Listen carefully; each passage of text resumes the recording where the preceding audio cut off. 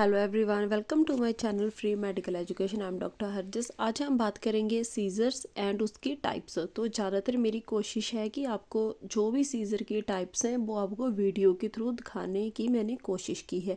आप मटेरियल को देख सकते हो विद वीडियोस। फर्स्टली हम थोड़ा सा शॉर्ट में मतलब ब्रेन के रिगार्डिंग और उसकी इलेक्ट्रिकल एक्टिविटी के रिगार्डिंग डिस्कस कर लेते हैं। तो फर्स्टली जो हमारा ब्रेन होता है जी एक कॉम्प्लेक्स ऑर्गन है जिसमें क्या है बहुत सारी इलेक्ट्रिकल इम्पल्सेस प्रोड्यूस होती हैं। जो इलेक्ट्रिकल इम्पल्सेस होती हैं वो हमारी बॉडी की मूवमेंट्स को कंट्रोल करती हैं, इवन कि हमारी मेमोरीज को भी कंट्रोल करती हैं। तो जो ये इलेक्ट्रिकल इम्पल्सेस होती हैं ये न्यूरॉन से आती हैं।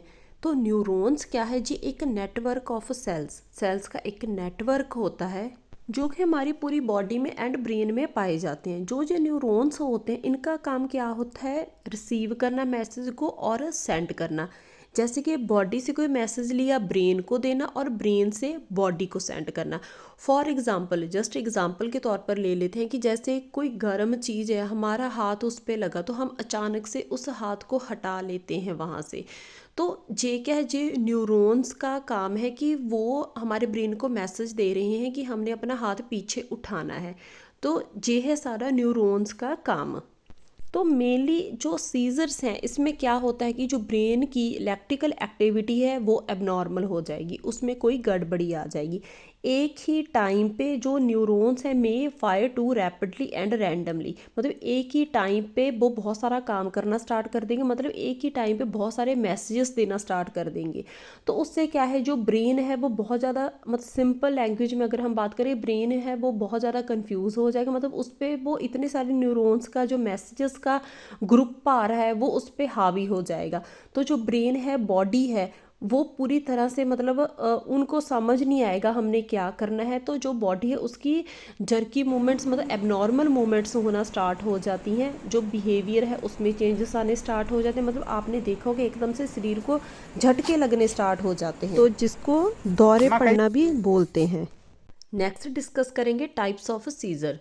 तो इसकी टू टाइप्स है, generalised seizure and focal seizures. तो आगे इनकी और भी फर्दर टाइप्स हैं। फर्स्टली हम डिस्कस करेंगे जनरलाइज्ड सीजर क्या होते हैं, और नेक्स्ट हम करेंगे discuss activity begins on the one side और focus on your brain. Symptoms usually affect one side of your body and may or may not be affected your awareness. This means that you may or may not remember the seizure.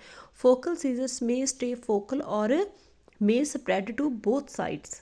तो mainly जो focal scissor होते हैं इसमें क्या होता है कि जो ब्रेन का एक स्पेसिफिक हिस्सा इन्वॉल्व होता है, मतलब जो हिस्सा सीजर में इन्वॉल्व हो रहा है उसकी जो इलेक्ट्रिकल इम्पल्सेस होंगी उसके अंदर जो वोल्टेज होगी उसकी इंटरप्शन होगी। ये शॉर्ट पीरियड के लिए शॉर्ट सर्किट वाली कंडीशन क्रिएट करेगा। मतलब ब्रेन का एक हिस्सा ही इसमें इन्वॉल्व होगा। तो नेक्स्ट सेकंड टाइप है generalised seizure. Electrical activity starts on both sides of your brain at the same time. You may shake both sides of your body, shake one side or only stare and stop what you are doing. Usually it affects kids or young adults, but it can occur at any age. जो generalised scissor होगा इसमें क्या होगा कि जो whole brain है वो involve होगा, कोई एक स्पेसिफिक रीज़न नहीं होगा, एक ब्रेन का एक हिस्सा नहीं होगा, पूरा ब्रेन है वो उसमें पूरा इन्वॉल्व होगा। तो इसमें क्या होता है कि जो सारे ब्रेन की नर्व इम्पल्सेस होती हैं उसके अंदर जो वोल्टेज इंटरप्शन डिस्ट्रप्शन पूरे ब्रेन में होगी।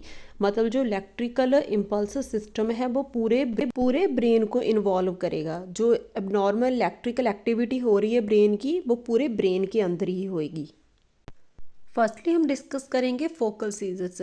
इसकी टू टाइप्स हैं, focal seizures with impaired awareness and focal seizures without impaired awareness. First है focal onset aware seizures, simple partial seizures भी बोलते हैं ऐसे। You are aware of seizure when it happens and able to remember that. तो इसके नाम से ही हम आइडिया लगा सकते हैं कि जो पेशेंट होगा उसको पता होगा सीजर के बारे में एंड वो अनकॉन्शियस नहीं होगा। तो अवेयर सीजर्स में क्या होता है, सिंपल पार्शियल सीजर्स में क्या होता है कि पेशेंट के इमोशंस में चेंजेस आ जाते हैं, उसको स्मेल जो होती है किसी भी चीज़ की और फील टेस्ट एंड साउंड में थोड़ी चेंजेस आ जाते हैं, और मतलब जैसे कि वो किसी चीज़ को देख रहा है उसमें थोड़ा सा मतलब उसको ब्लर नज़र आएगा, धुंधला सा नज़र आएगा। तो इसमें और क्या होता है कि पेशेंट कई बार एंगर हो जाता है बहुत ज़्यादा, या फिर बहुत ज़्यादा सैड हो जाते हैं।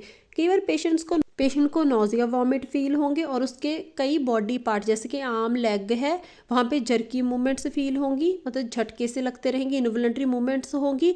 और पेशेंट के कई बॉडी पार्ट्स पे उसको टिंगलिंग सेंसेशन फील होगी, जैसे कि झुनझुनी फील होगी। पेशेंट को डिजीनेस फील होगी, थोड़े से चक्कर आते रहेंगे और पेशेंट को फ्लैशिंग लाइट्स दिखती रहेंगी। तो जो जे पीरियड है जे 1 to 2 मिनट के बाद ठीक हो जाता है, मतलब 1 to 3 मिनट तक जे ऐसा पेशेंट को फील होता रहता है, उसके बाद थोड़ा ठीक हो जाता है। तो सेकंड है focal onset impaired awareness seizure, complex partial seizure. तो इसके नाम से ही आइडिया लगा सकते हैं इम्पेयर्ड अवेयरनेस, मतलब इसमें पेशेंट के कॉन्शियस लेवल पे अफेक्ट पड़ेगा। You lose awareness and experience confusion when seizure happens and can't remember the seizure। तो जे फर्स्ट से ओपोजिट है, इसमें पेशेंट अनकॉन्शियस होगा, तो उसको सीजर के बारे में कुछ नहीं पता होगा और उसको मतलब उसकी अवेयर नहीं होगा वो सीजर के बारे में।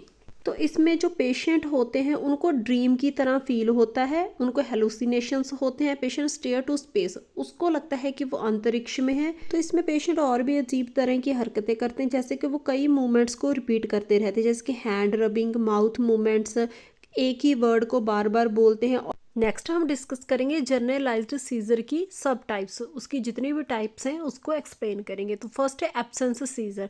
You stop what you are doing and have a blank stare. तो एब्सेंस सीजर में क्या होगा, जैसे आप वीडियो में देख सकते हो कि पेशेंट एकदम से कुछ भी काम कर रहा है वो, और एकदम से रुक जाएगा, मतलब थोड़े टाइम के लिए, थोड़े टाइम ऑफ पीरियड के लिए वो एकदम से मतलब रुक जाएगा, वो कोई भी एक्टिविटी नहीं करेगा, उसका कॉन्शियसनेस है वो लॉस हो जाएगी।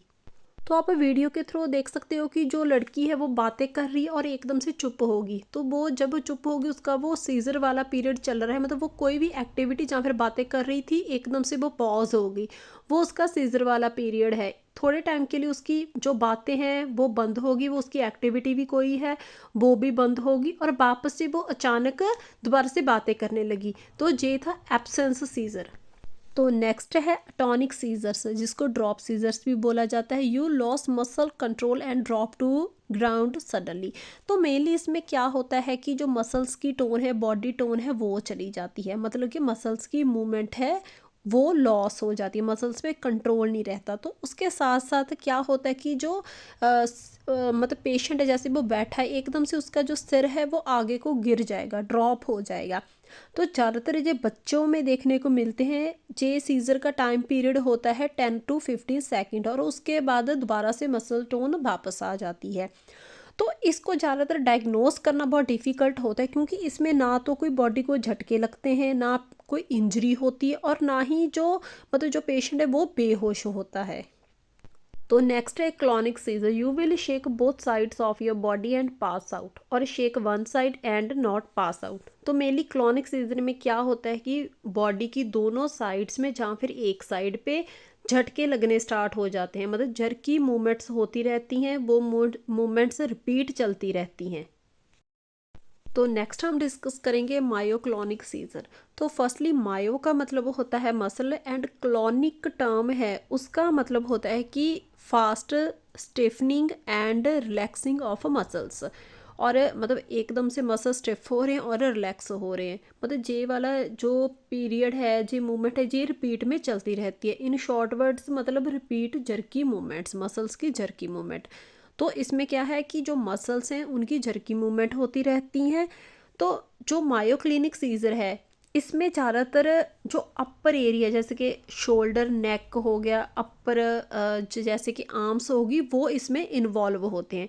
इसमें एक मसल भी हो सकता है और ग्रुप ऑफ मसल्स भी अफेक्ट हो सकते हैं। तो इसमें क्या होगा कि पेशेंट है वो अनकॉन्शियस नहीं होगा, इसमें पेशेंट की नेक, शोल्डर, आर्म्स ही ज़्यादातर मतलब इन्वॉल्व होती हैं। जैसे कि पेशेंट के हाथ में कुछ भी ऑब्जेक्ट होगा वो भी गिर जाएगा।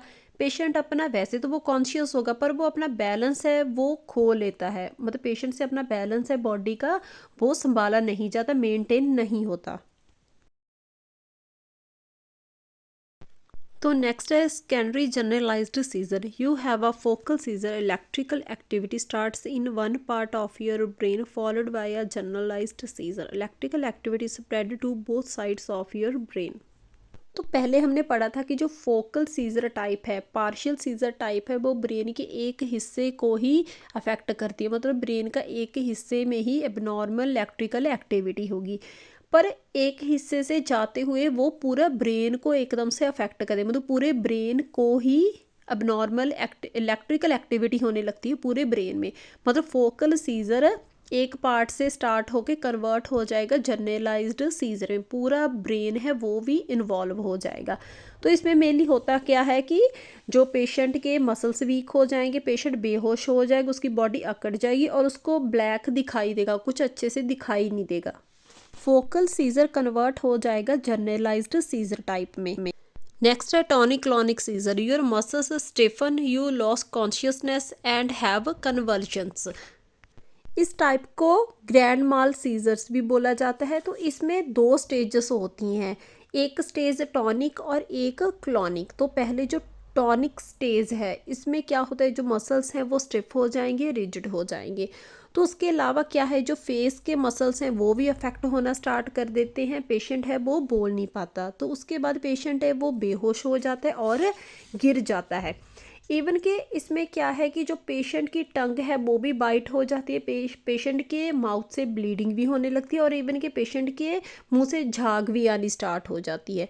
तो उसके बाद आती है क्लॉनिक फेस। क्लॉनिक फेस में क्या होता है, बॉडी अकड़ जाती है, पेशेंट को झटके फील होते हैं और उसके साथ क्या होता है, पेशेंट के ब्लैडर पे कंट्रोल नहीं रहता, पेशेंट का यूरिन या स्टूल पास हो जाता है। तो पेशेंट है वो अनकॉन्शियस से कॉन्शियस स्टेज में आने लगता है। तो जो पेशेंट है जब वो होश में आ जाता है तो पेशेंट के हेडेक होती है, पेशेंट को कन्फ्यूजन होती है, पेशेंट बहुत ही ज़्यादा सुस्त महसूस करता है, कमज़ोर फील करता है, पेशेंट को बहुत डिप्रेशन सा फील होगा और पेशेंट है वो बहुत ही स्लीपी फील करेगा। तो ये जो सारा टाइम पीरियड था सीजर का, जो होता है 1 to 3 मिनट तक। नेक्स्ट है tonic seizures. You pass out and your muscles tight up but you don't have convulsions. तो टॉनिक सीजर्स में क्या होता है, इसमें जो मसल्स हैं सिर्फ टाइट से हो जाते हैं, जकड़ से जाते हैं, पर इसमें कोई फिट्स नहीं होती, मतलब कि झरकी मूवमेंट्स नहीं होती। आप इमेज के थ्रू देख सकते हो कि एकदम से पेशेंट की बॉडी सख्त सी हो गई, जकड़ से गई, पर इसमें कोई भी इनवॉलंटरी मूवमेंट्स, हाथ पैर की मूवमेंट्स नहीं होती, झरकी मूवमेंट्स नहीं होती। Thank you to all. अगर आपको मेरी जी वीडियो अच्छी लगी, आपको मेरा जो कंटेंट अच्छे से समझ आए, मेरे चैनल को लाइक करना